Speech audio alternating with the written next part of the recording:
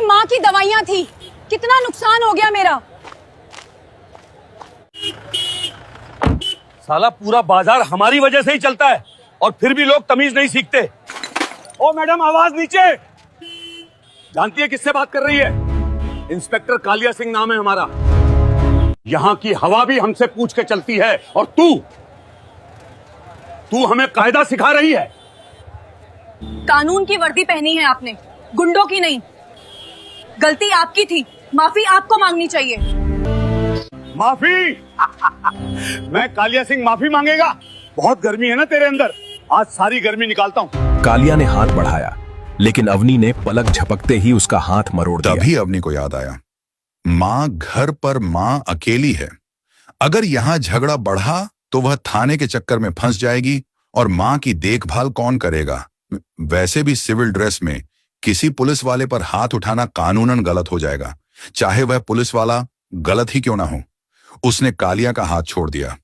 कालिया सिंह, जो अब अपने गुर्गों और पब्लिक के सामने बेइज्जत महसूस कर रहा था, पागल हो गया। वो गुस्से में बोला, तूने पुलिस पर हाथ उठाया, अब देख तेरा क्या हाल करता हूं। उसने अपनी लाठी निकाली और अवनी की तरफ बढ़ाया। आज तुझे बाजार के बीच में नाक रगड़वाऊंगा, चल माफी मांग। अभी के अभी बाजार के लोग मोबाइल निकालकर वीडियो बनाने लगे। कोई मदद को आगे नहीं आया। सबको कालिया से डर लगता था। अवनी ने चारों तरफ देखा, सब तमाशबीन थे। उसने सोचा, अगर मैं इससे अभी लड़ी तो यह मुझे झूठे केस में अंदर कर देगा, मेरी छुट्टी खराब होगी और मां का इलाज रुक जाएगा। मुझे दिमाग से काम लेना होगा। कालिया चिल्लाया, सुना नहीं? घुटने पर बैठ और माफी मांग, वरना तेरी स्कूटी जब्त और तुझे अभी जीप में डालकर ले जाऊंगा। फिर थाने में जो होगा वो तू सोच भी नहीं सकती। अवनी की मुट्ठियां भिंज गईं। उसकी रगों में फौजी खून खौल रहा था। वह उसे एक ही घूंसे में बेहोश कर सकती थी, लेकिन उसने एक लंबी सांस छोड़ी। उसे हार माननी होगी। जीतने के लिए उसकी नजर कालिया की वर्दी की जेब पर गई, जो थोड़ी खुली थी। उसके दिमाग में एक प्लान आया। उसके पास अपनी जेब में एक छोटा सा वायरलेस ब्लूटूथ डिवाइस बगीन था, जो वह अक्सर अपने ऑपरेशंस में इस्तेमाल करती थी और गलती से आज उसकी जीन्स की जेब में रह गया था।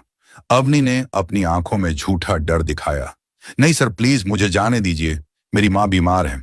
अवनी ने गिड़गिड़ाने का नाटक किया। बीमार है तो क्या हुआ, पहले मेरे पैरों पर गिर और माफी मांग। कालिया ने अपना जूता आगे कर दिया। भीड़ में से आवाजें आने लगीं, बेचारी लड़की, अरे जाने दो साहब। लेकिन कालिया सुनने को तैयार नहीं था। अवनी धीरे धीरे नीचे झुकी। यह एक फौजी के लिए मौत से बदतर था घुटने टेकना, लेकिन उसका मकसद बड़ा था। जैसे ही वह झुकी, उसने अपने हाथ जोड़े। माफ कर दीजिए सर, मुझसे गलती हो गई। कालिया का सीना गर्व से फूल गया और झुक पैर छू मेरे अवनी और झुकी। उसने कालिया के जूते छुए और उसी वक्त बड़ी सफाई से पलक झपकते ही उसने वह छोटा सा बग लिसनिंग डिवाइस कालिया की पैंट की मोहरी नीचे का हिस्सा के अंदर फंसा दिया, जहां एक्स्ट्रा कपड़ा मुड़ा होता है। कालिया का ध्यान अपने अहंकार में था। उसे हवा भी नहीं लगी। अवनी खड़ी हुई। उसका चेहरा अब भी झुका हुआ था, लेकिन होठों पर एक बहुत हल्की न दिखने वाली मुस्कान थी। अब खुश साहब, अवनी ने दबी आवाज में पूछा। हाँ, अब भाग, यहां से दोबारा दिखी तो टांगे तोड़ दूंगा, कालिया ने हंसते हुए कहा और वहां जमा भीड़ की तरफ हाथ हिलाया, जैसे उसने कोई जंग जीत ली हो। अवनी ने अपनी स्कूटी उठाई, टूटी हुई दवाइयां वहीं छोड़ी और बिना पीछे मुड़े चली गई। लोग वीडियो बना रहे थे, सोशल मीडिया पर कैप्शन लिख रहे थे, पुलिस की गुंडागर्दी, या कुछ लोग लिख रहे थे, डरपोक लड़की। लेकिन किसी को नहीं पता था कि शिकार अब शुरू हुआ है। शाम के 6 बज रहे थे। अवनी का वह वीडियो पूरे शहर में आग की तरह फैल गया था। हर व्हाट्सएप ग्रुप, हर फेसबुक पेज पर वही वीडियो था। एक अकेली लड़की को बाजार में एक पुलिस वाला जलील कर रहा है और वह उसके पैर छू रही है। जिलाधिकारी डीएम के बंगले में डीएम मैडम अदिति अपने ऑफिस में बैठी फाइलों में व्यस्त थीं। तभी उनके पीए ने घबराते हुए दरवाजा खटखटाया। मैडम, आपको यह देखना चाहिए, शहर में बवाल मचने वाला है। अदिति ने फोन हाथ में लिया। वीडियो प्ले हुआ। जैसे जैसे वीडियो आगे बढ़ा, अदिति का चेहरा सख्त होता गया। लेकिन वीडियो के आखिर में जब अवनी स्कूटी उठा रही थी, अदिति ने वीडियो पॉज किया। उसने अवनी के खड़े होने का तरीका देखा। यह कोई आम लड़की नहीं है, अदिति ने बुदबुदाया। जिस तरह से यह खड़ी है, जिस तरह से इसने अपना गुस्सा पिया है। ये डिसिप्लिन आम पब्लिक का नहीं हो सकता। पता करो ये कौन है और इसका घर कहाँ है। मैं खुद वहां जाऊंगी, अदिति ने आदेश दिया। लेकिन मैडम, आप खुद, मैं किसी हवलदार को भेज देता हूं, पीए ने कहा। नहीं, जिस पुलिस ने यह हरकत की है उस पर भरोसा नहीं किया जा सकता। गाड़ी निकालो। शहर के एक पुराने थोड़े पिछड़े इलाके में एक छोटा सा घर था। प्लास्टर उखड़ा हुआ था लेकिन आंगन साफ सुथरा था। अवनी अभी घर के अंदर थी। उसने अपनी फौजी टी शर्ट और लोअर पहन लिया था। वह एक चारपाई के पास बैठी थी जिस पर एक बूढ़ी कमजोर औरत लेटी हुई थी। वह अवनी की मां थी। अवनी बेटा, दवाई ले आई? मां ने खांसते हुए पूछा। अवनी का दिल भर आया। बाजार में जो हुआ वह याद आ गया। दवाइयां तो टूट गई थीं, लेकिन उसने मां को यह नहीं बताया। हाँ मां, बस अभी दे रही हूं, अवनी ने मुस्कुराते हुए कहा और रसोई में जाकर गर्म पानी और घर में बची हुई पुरानी गोली ले आई। वह मां का सिर अपनी गोद में रखकर उसे पानी पिला रही थी। बेटा, तू क्यों आई? इतनी दूर? देश को तेरी जरूरत है? मां ने कहा। देश को मेरी जरूरत है मां, लेकिन मुझे आपकी जरूरत है। आप ठीक हो जाओ, फिर मैं चली जाऊंगी। अवनी ने मां के माथे पर गीली पट्टी रखते हुए कहा। तभी बाहर एक गाड़ी रुकने की आवाज आई। नीली बत्ती वाली गाड़ी। अवनी चौंक गई। क्या वह कालिया सिंह फिर आ गया? क्या वह घर तक आ पहुंचा? उसने पास ही रखी एक लोहे की रॉड को अपनी नजर में रखा और बाहर निकली। लेकिन बाहर पुलिस की जीप नहीं, डीएम की सफेद एम्बेसडर कार थी। गाड़ी से एक तेज तर्रार महिला उतरी। डीएम अदिति अवनी ने उन्हें देखा। वह समझ गई कि यह प्रशासन से है। अवनी ने सलीके से नमस्ते किया, लेकिन सैल्यूट नहीं मारा क्योंकि वह सिविल में थी और सामने वाला अजनबी था। अजनबी? जी आप? अवनी ने पूछा। अदिति ने उसे ऊपर से नीचे तक देखा। मेरा नाम अदिति है, यहाँ की डीएम। मैंने तुम्हारा वीडियो देखा। मैं बस ये जानने आई हूं कि क्या तुम ठीक हो और डरो मत, उस इंस्पेक्टर पर सख्त एक्शन होगा। अवनी ने फीकी मुस्कान दी। थैंक यू मैडम, लेकिन मुझे किसी एक्शन की जरूरत नहीं है। मैंने माफी मांग ली, बात खत्म। अदिति हैरान थी। तुमने माफी क्यों मांगी? वीडियो में साफ दिख रहा है। गलती उसकी थी क्योंकि मेरे पास वक्त नहीं था मैडम। मेरी मां अंदर बहुत बीमार है। अगर मैं वहां उलझती तो थाने में रात गुजारनी पड़ती और मेरी मां को पानी देने वाला भी कोई नहीं होता। अदिति की नजर अवनी की आंखों में थी। तभी उसने देखा कि अवनी की अलमारी पर एक फोटो रखी है। वर्दी में कंधे पर 3 स्टार। कैप्टन की वर्दी। अदिति चौंक गई। तुम आर्मी में हो? अवनी ने कोई जवाब नहीं दिया, बस नजरें झुका ली। एक आर्मी कैप्टन और तुमने उस सड़क छाप इंस्पेक्टर के पैर छुए। अदिति को विश्वास नहीं हो रहा था। तुमने उसे वहीं तोड़ क्यों नहीं दिया? अवनी ने सर उठाया। उसकी आंखों में अब वह आग थी जो बाजार में छिपी थी। मैडम, फौजी को सिखाया जाता है कि दुश्मन को तब मारो जब वह बेफिक्र हो। अगर मैं वहां मारती तो वो सिर्फ एक झगड़ा होता। अब जो होगा वो न्याय होगा। मतलब? अदिति ने पूछा। अवनी ने अपनी जेब से अपना फोन निकाला और एक हेडफोन अदिति के हाथ में दिया। सुनिए मैडम, वो अभी क्या कर रहा है? शाम ढल चुकी थी। इंस्पेक्टर कालिया सिंह अपनी काली स्कॉर्पियो में हाईवे पर जा रहा था। उसके बगल में उसका चमचा कांस्टेबल बिल्लू बैठा था। गाड़ी में ऐसी चल रहा था और कालिया बहुत खुश था। उधर अवनी के पुराने घर में सन्नाटा था। अवनी और डीएम मैडम अदिति एक मेज के पास बैठी थी। मेज पर एक छोटा सा स्पीकर रखा था जो अवनी के फोन से कनेक्ट था। स्पीकर से कालिया की आवाज आई। हाँ हाँ हाँ, देखा बिल्लू, आज उस लड़की की हेगदी कैसे निकाली? साला बहुत गर्म हो रही थी। जब मैंने कहा ना कि तेरी स्कूटी जब्त कर लूंगा और थाने ले जाकर सड्ढा दूंगा तो कैसे पैरों में गिर गई। बस यही डर मुझे पसंद है, बिल्लू ने बोला। सही कहा बॉस, लेकिन वो लड़की की थोड़ी पढ़ी लिखी लग रही थी, कहीं कोई कंप्लेंट ना कर दे। कालिया जोर से हंसा। कंप्लेंट? अरे पागल है क्या? इस शहर का कानून मेरी जेब में है। जो भी मेरे खिलाफ बोलता है मैं उसकी गाड़ी में गांजा ड्रग्स रखवा देता हूं या उस पर चोरी का झूठा केस लगा देता हूं। बेचारे कोर्ट कचहरी के चक्कर काटते रह जाते हैं। वर्दी अपनी है, डंडा अपना है। कौन क्या उखाड़ डालेगा? अवनी के घर में डीएम अदिति के चेहरे पर गुस्सा साफ दिख रहा था। एक पुलिस वाला होकर वह आम लोगों को फंसाने की बात कर रहा था। कालिया आगे बोला। सुन, आज रात की तैयारी कर। वो जो शहर का नया व्यापारी है ना, सेठ दीनानाथ, उसे डराया है मैंने। आज रात उसके गोदाम से हफ्ता वसूली का पैसा आने वाला है, पूरे 5 लाख। अगर उसने नहीं दिए तो कल उसकी दुकान पर रेड मारेंगे और उसे ही अंदर कर देंगे। वर्दी का रौब ही तो मेरा बिजनेस है। अवनी ने रिकॉर्डिंग बंद की। उसकी आंखों में आंसू नहीं आग थी। मैडम, सुन लिया आपने? यह सिर्फ मेरी बेइज्जती का बदला नहीं है, यह उन सब बेगुनाहों का बदला है जिसे इसने डराकर लूटा है। डीएम अदिति खड़ी हो गई। बहुत हो गया, ये वर्दी पहनकर डकैती कर रहा है। आज इसकी वर्दी भी उतरेगी और नशा भी। चलो कैप्टन, तैयारी करो। अवनी ने अलमारी खोली। वहां उसकी आर्मी की वर्दी टंगी थी। उसने एक पल के लिए अपनी मां की तरफ देखा जो सो रही थी और फिर वर्दी निकाल ली और अवनी ने वर्दी पहनते हुए गहरी सांस ली। ये वर्दी उसके लिए सिर्फ कपड़ा नहीं थी, बल्कि वो उसूल थे जिनके लिए उसने कभी हथियार उठाया था। बाहर रात और गहरी हो चुकी थी। डीएम अदिति ने फोन उठाया। आवाज में ठंडा आत्मविश्वास था। एसपी राठौड़, मैं अदिति बोल रही हूं। तुरंत एक भरोसेमंद टीम चाहिए, बिना किसी को भनक लगे। Target inspector Kalia Singh. Cut होते ही अदिति अवनी की तरफ मुड़ी। आज जाल बिछेगा, कालिया अपने ही जश्न में फंसेगा। रात के 9 बज रहे थे। कालिया सिंह शहर के बाहर एक ढाबे पर बैठा मजे से चिकन खा रहा था। वह उस व्यापारी से पैसे मिलने का इंतजार कर रहा था। तभी ढाबे के बाहर एक के बाद एक गाड़ियों की हेडलाइट्स चमक उठी। एक पल में ढाबे का माहौल बदल गया। ढाबे वाला घबरा गया ग्राहक उठकर पीछे हटने लगे। सबसे आगे एक सादी सी गाड़ी आकर रुकी। दरवाजा खुला। सबसे पहले अवनी उतरी, आर्मी की वर्दी में, सधी हुई चाल, चेहरे पर कोई भाव नहीं। कालिया ने उसे ऊपर से नीचे तक देखा, फिर हंस पड़ा। ओहो, आर्मी! अब समझा उस दिन तेरे तेवर इतने क्यों थे। वह पास आया, आवाज में झड़ था, और बोला, वर्दी बदलते ही खुद को शेर समझने लगी क्या? अरे मैडम, आर्मी यहां हाईवे है, बॉर्डर नहीं। उसने ठहाका लगाया। यहां मैं चलता हूं, समझी? अवनी ने कुछ नहीं कहा, बस शांति से उसकी तरफ देखा। कालिया और मजाक उड़ाने लगा। कहां से आ गई देश बचाने, लगता है ट्रेनिंग में ज्यादा ही जोश भर दिया गया है।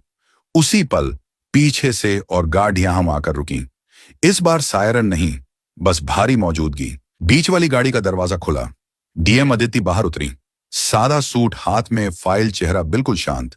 कालिया की हंसी आधे में ही रुक गई।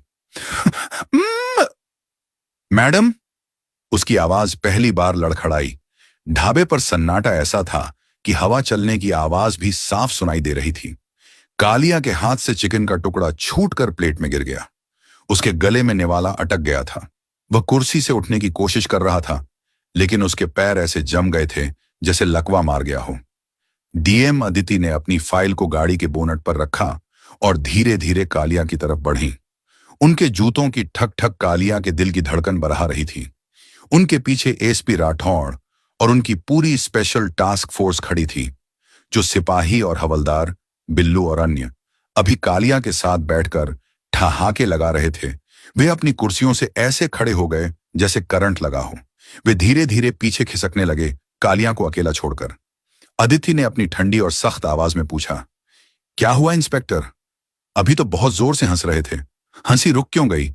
और ये क्या कह रहे थे तुम? यहां मैं चलता हूं। कालिया पसीने से तरबतर हो गया। उसने अपनी जेब से रुमाल निकालकर माथा पोंछना चाहा, लेकिन हाथ इतना कांप रहा था कि रुमाल नीचे गिर गया। उसने कांपते हाथों से सैल्यूट मारने की कोशिश की। माय मैडम, जय हिंद। वो तो हम बस मजाक कर रहे थे। हम तो बस स्टाफ का मूड हल्का कर रहे थे। ये मैडम तो हमारी पुरानी जानकार है। हम तो बस साथ में बातें कर रहे थे। अवनी की आवाज कड़कड़ाती बिजली की तरह गूंजी। झूठ। अवनी ने एक कदम आगे बढ़ाया और बोला, जानकारी नहीं, जुर्म किया है तुमने, कालिया सिंह। और आज तुम्हारा मजाक तुम्हारे गले की फांस बनेगा। उस दिन तुमने एक बेटी की मजबूरी देखी थी, आज एक सैनिक की ताकत देखोगे। कालिया ने इधर उधर देखा। भागने का कोई रास्ता नहीं था। उसने फिर भी अपनी बची खुची हेकड़ी और सियासी पहुंच दिखाने की कोशिश की। उसे लगा शायद नेताजी का नाम लेकर वह बच जाएगा। देखो मैडम, डीएम, मैं एक सीनियर इंस्पेक्टर हूं। आप बिना वारंट के मुझे ऐसे पब्लिक के सामने बेइज्जत नहीं कर सकती। मेरी भी पहुंच ऊपर तक है। अगर मैंने मंत्री जी को फोन घुमा दिया तो अदिति जोर से हंसी, एक खतरनाक व्यंग्यात्मक हंसी। तुम्हारी पहुंच तो अभी हमने सुनी, और मंत्री जी उन्हें तो मैंने यह ऑडियो क्लिप 10 मिनट पहले ही भेज दी है। उन्होंने खुद कहा है कि इस गंदगी को साफ करो। अदिति ने जेब से अपना फोन निकाला।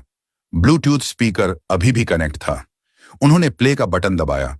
आवाज गूंजी, इस शहर का कानून मेरी जेब में है। गांजा रखवा देता हूं, चोरी का झूठा केस लगा देता हूं।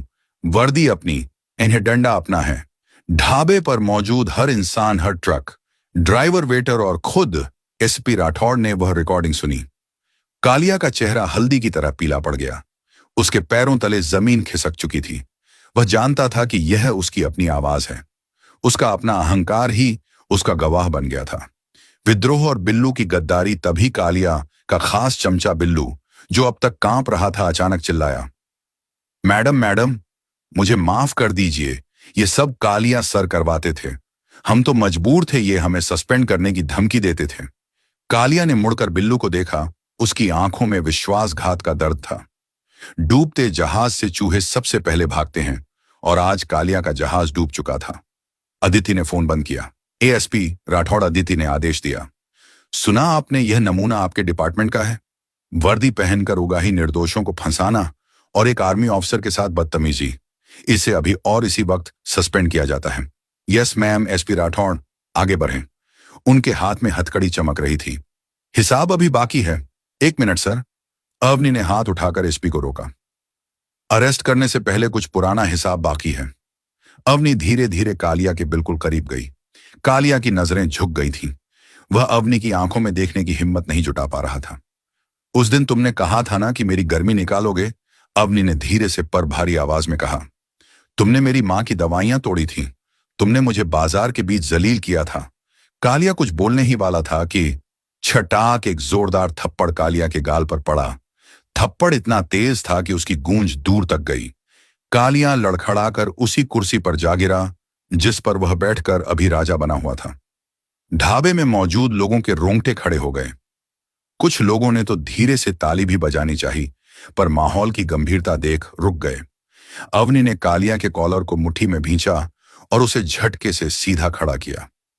उस दिन तुमने मुझे झुकने पर मजबूर किया था, क्योंकि मैं एक बेटी थी जो अपनी मां को बचाना चाहती थी। लेकिन आज मैं एक सैनिक हूं, और एक सैनिक कभी अपनी वर्दी की बेइज्जती बर्दाश्त नहीं करता। तुमने खाकी वर्दी को गंदा किया है कालिया। अवनी ने कालिया के कंधे पर लगे स्टार्स की तरफ हाथ बढ़ाया। यह वर्दी देश की सेवा के लिए मिलती है, गुंडागर्दी के लिए नहीं। तुम इसके लायक नहीं हो। झर्रर एक झटके के साथ अवनी ने कालिया की वर्दी से उसके स्टार्स और नेम प्लेट नोच लिए। बटन टूटकर जमीन पर बिखर गए। ये सिर्फ स्टार्स का टूटना नहीं था, ये कालिया के अहंकार का टूटना था। कालिया पूरी तरह टूट चुका था। वह रिड़ियाने लगा। माफ कर दो मैडम, गलती हो गई। मेरे बीवी बच्चे हैं, मेरी नौकरी मत खाओ। मैं तुम्हारे पैर पड़ता हूं। वह अवनी के पैरों में गिरने लगा, वही पैर जो उस दिन उसने अपने जूतों पर रखवाए थे। अवनी 2 कदम पीछे हट गई। उसे घिन आ रही थी। एक फौजी कभी किसी को पैरों में नहीं गिराता कालिया। हम दुश्मन को भी सम्मान से मारते हैं, लेकिन तुम तो दुश्मन कहलाने लायक भी नहीं हो। तुम सिर्फ एक अपराधी हो। अवनी ने एसपी की तरफ देखा। इन्हें ले जाइए सर, अब यह कानून के हवाले है। कानून का डंडा और जनता का सुकून। पुलिस वालों ने कालिया को हथकड़ी पहनाई। लोहे की वो ठंडी हथकड़ी जो वह दूसरों को डराने के लिए इस्तेमाल करता था, आज उसी की कलाइयों में कस गई थी। बिल्लू और बाकी चमचे भी पकड़ लिए गए। जब पुलिस उसे घसीटते हुए जीप की तरफ ले जा रही थी, वहां खड़े ट्रक ड्राइवरों और ढाबे के कर्मचारियों ने भारत माता की जय के नारे लगाने शुरू कर दिए। यह शोर किसी भीड़ का नहीं, बल्कि दबे कुचले लोगों की आजादी का था। पुलिस की गाड़ियां कालिया को लेकर सायरन बजाती हुई अंधेरे में गायब हो गईं। ढाबे पर अब फिर से सन्नाटा था, लेकिन यह सन्नाटा डर का नहीं, सुकून का था। अदिति ने अवनी के कंधे पर हाथ रखा। उनकी आंखों में गर्व था। वेल डन कैप्टन, आज तुमने बता दिया कि असली पावर पद में नहीं, नियत में होती है। तुमने सिस्टम की गंदगी साफ करने में मेरी मदद की। अवनी ने हल्की मुस्कान के साथ अदिति को सैल्यूट किया। थैंक यू मैडम, अगर आप साथ न देती तो शायद यह मुमकिन न होता। सिस्टम में आप जैसे अफसरों की भी जरूरत है। अब जाओ, अदिति ने प्यार से कहा। तुम्हारी मां तुम्हारा इंतजार कर रही होंगी। और हां, मेरी गाड़ी की पिछली सीट पर देखो, शहर के बेस्ट हॉस्पिटल से मंगवाई गई दवाइयां रखी हैं। यह प्रशासन की तरफ से एक छोटी सी मदद है। अवनी की आंखें भर आईं। उसने आदित्य का हाथ दबाया, दवाइयां उठाईं और अपनी स्कूटी की तरफ एक बढ़ी। रात के 11 बज चुके थे। अवनी घर पहुंची। मां जाग रही थी, दरवाजे की तरफ टकटकी लगाई। अवनी ने दौड़कर मां को गले लगा लिया। वह फफक कर रो पड़ी। वह रोना जो उसने बाजार में रोका था, वह गुस्सा जो उसने कालिया के सामने दबाया था, सब मां की गोद में बह निकला। क्या हुआ बेटा, तू वर्दी में क्यों है? मां ने घबराकर पूछा।